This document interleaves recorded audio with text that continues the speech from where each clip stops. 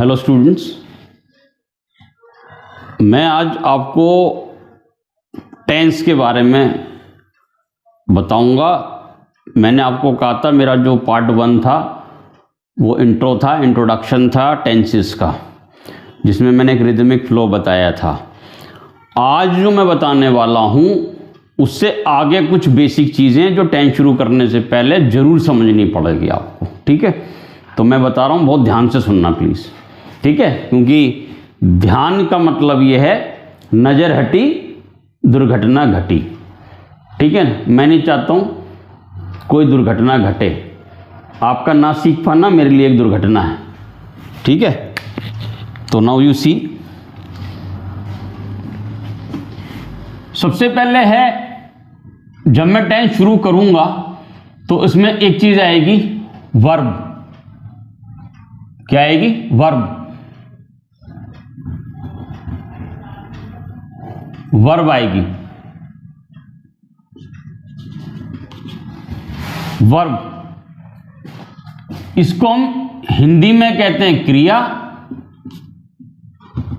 या इंग्लिश में कहते हैं एक्शन।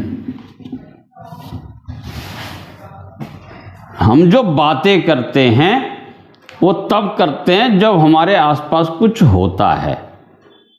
आप एक बार आंखें बंद करके इमेजिन कीजिए, आप चुपचाप बैठ जाओ तो आपको कहीं से गाड़ी की आवाज़ आती सुनाई देगी तो आप बात करेंगे गाड़ी जा रही है।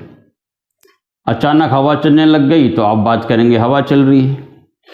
अचानक बारिश होने लग गई तो आप कहोगे कि बारिश हो रही है। तो जब कुछ हमारे आसपास होता है, कोई क्रिया होती है तो हम बात करते हैं, यानी कि बात हमें होने वाली चीज़ें देती हैं, इसी को हम क्रिया कहते हैं। यही है बात करने का कारण। ये होना बंद हो जाए हम बात नहीं करें, हम गूंगे हो जाएंगे हम, ठीक है ना। कई लोगों को देखा है मैंने, कोई मैटर ही नहीं है और बात कर रहे हैं घंटों घंटों, ठीक है ना। अब जरा समझना, वर्ब माने क्रिया। अब जैसे मान लो सबसे पहले होता है खाना खाना। भूखे पेट भजन ना हो गोपाला, खाना खाना सबसे पहले, तो ये क्रिया है। तो इसकी जो फर्स्ट फॉर्म होती है, मैं यहां लिख देता हूं फर्स्ट फॉर्म, सेकंड फॉर्म और थर्ड फॉर्म, ठीक है। मैं ज़्यादा नहीं लिख पाऊंगा अभी, कारण यह है कि मुझे बहुत सी चीज़ें बतानी है आप लोगों को, तो ये मैंने फॉर्मेट एक बना दिया। सबसे पहले खाना खाना, खाना खाने को कहते हैं ईट, इसकी सेकंड फॉर्म होती है एट, थर्ड होती है ईटन। जितनी ज़्यादा वर्ब आप याद कर लोगे, मेरे जो मैं टेंस करा रहा हूँ वो सीखने के बाद, उतना ज़्यादा आप सेंटेंस बना पाओगे। पहले लिखित में सेंटेंस बनाओ, धीरे धीरे दिमाग में, फिर ये दिमाग में जब आ जाएगा, रगों में आ जाएगा तो जुबान से बाहर आएगा। जुबान से बाहर आने के बाद आपकी फ्लुएंसी बनेगी और वो बनने के बाद आप एक्सेंट की ओर आगे बढ़ेंगे। ये प्रोसेस है इसको सीखने का, तो प्रोसेस में आ जाइए।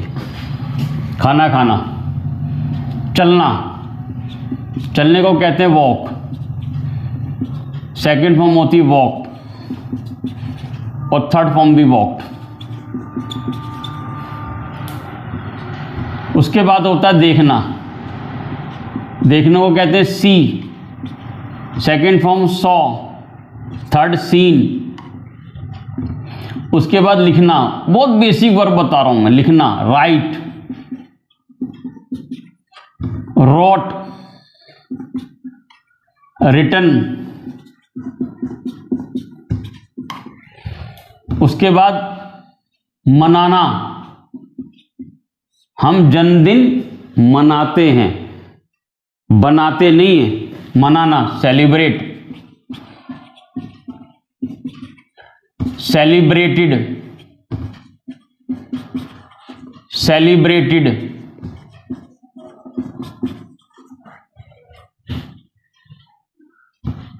फिर उपदेश देना, प्रीच, प्रीच्ड, प्रीच्ड,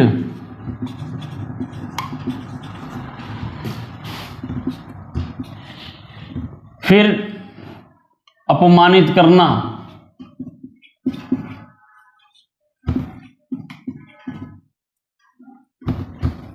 अपमानित करना, इंसल्ट, इंसल्टेड, इंसल्टेड,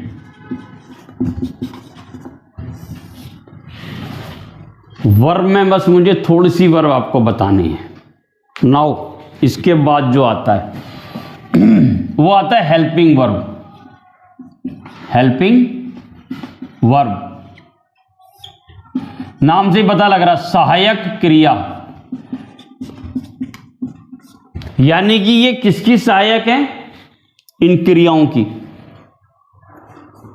ये सहायता करने वाली हेल्पर्स हैं ये। जैसे डॉक्टर हमारे हेल्पर हैं, टीचर्स, और जो बाल काटते हैं, ठीक है ना, ठीक। उसके बाद वॉचमैन है, टीचर है, ड्राइवर है, सब कौन है? हमारे हेल्पर हैं।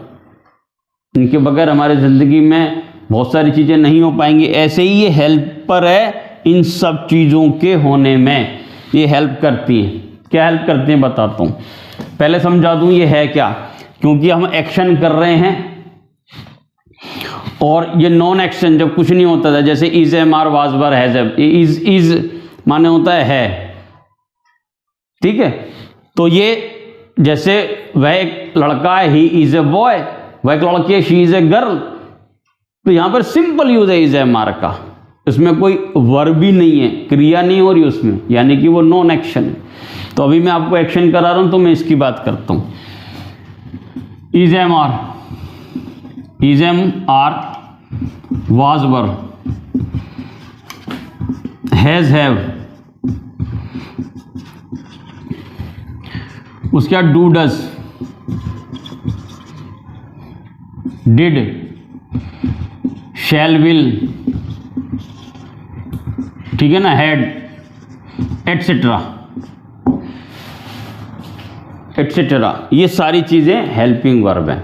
अब मैं बताता हूं ये हेल्प कैसे करती है। जैसे मान लो खाना खाने का जो काम हुआ, जो एक्शन हुआ, अगर मैं उसके साथ इज जोड़ता हूं तो यानी कि वो वर्तमान समय में हुआ, ठीक है ना।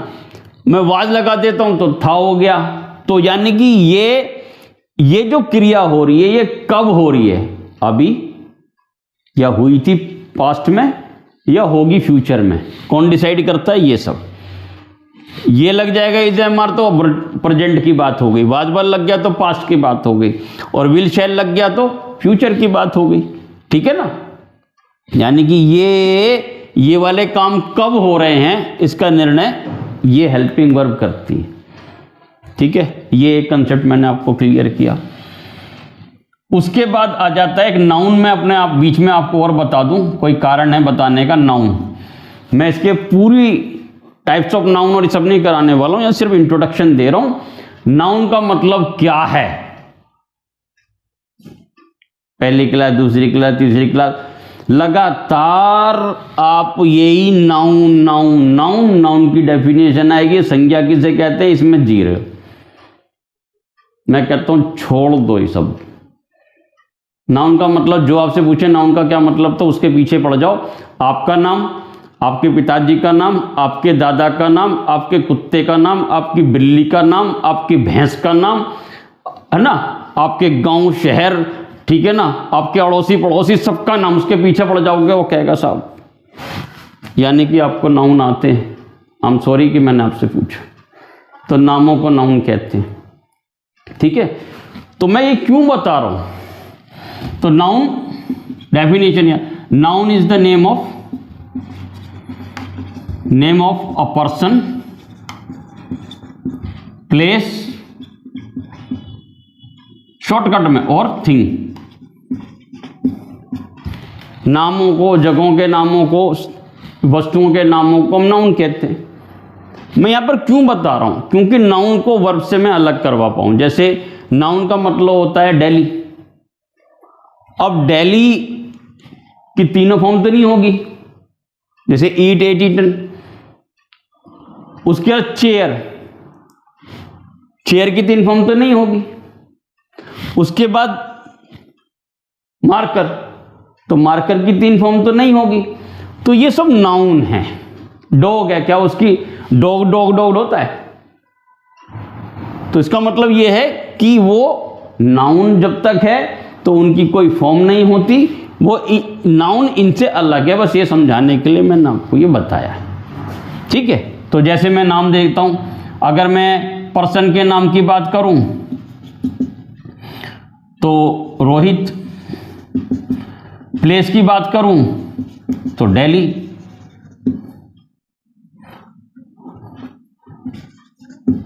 और थिंग की बात करूं तो चेयर। तो ये नाउन हो गया, ठीक है। अब थोड़ा सा और समझो, प्रोनाउन। प्रोनाउन, इसको हिंदी में संज्ञा कहते हैं, इसको सर्वनाम कहते हैं। अब ये बताता हूं प्रोनाउन क्या है। प्रो का मतलब होता है जो किसी की जगह पर आए। प्रो, नाउन का प्रो, नाउन की जगह आने वाला। प्रॉक्सी से कहते हैं जो किसी की जगह जाता है। प्रो का मतलब है किसी की जगह। तो pronoun words which are used in place of noun, उनको कहते हैं प्रोनाउन, ठीक है। जैसे मैं रोहित की जगह क्या यूज करूंगा बाद में? ही। और दिल्ली की जगह में क्या यूज करूंगा? इट। तो ये जो रोहित की जगह मैंने ही यूज किया अगले सेंटेंस में, ये प्रोनाउन है। इस नाउन का प्रो है ये। नाउन क्या है? रोहित, उसका प्रो है ही। प्रोनाउन यानी कि नाउन का प्रो। दिल्ली का इट, तो ये प्रोनाउन है, यानी कि नाउन की जगह जो इस्तेमाल हो। जैसे चिल्ड्रन है तो उनका प्रोनाउन होगा दे, क्योंकि दे माने होता है वे माने ज्यादा। तो इन बातों को थोड़ा सा समझो, ठीक है। मैं वीडियो लंबी नहीं करना चाहता। ये बेसिक चीजें क्लियर करके अगर आप आगे बढ़ोगे तो देन आई एश्योर यू कि आप ये टेंसेस सीख पाएंगे, ठीक है। तो ये मैंने आपको बताया टेंस शुरू करने से पहले। एक चीज और रह गई, वो मैं अपने नेक्स्ट वीडियो में बनाता हूं। इनको देखिए, समझिए। वंस फॉर ऑल, हर बार बोल रहा हूं वंस फॉर ऑल, ठीक है। Do it once for all. Thank you so much.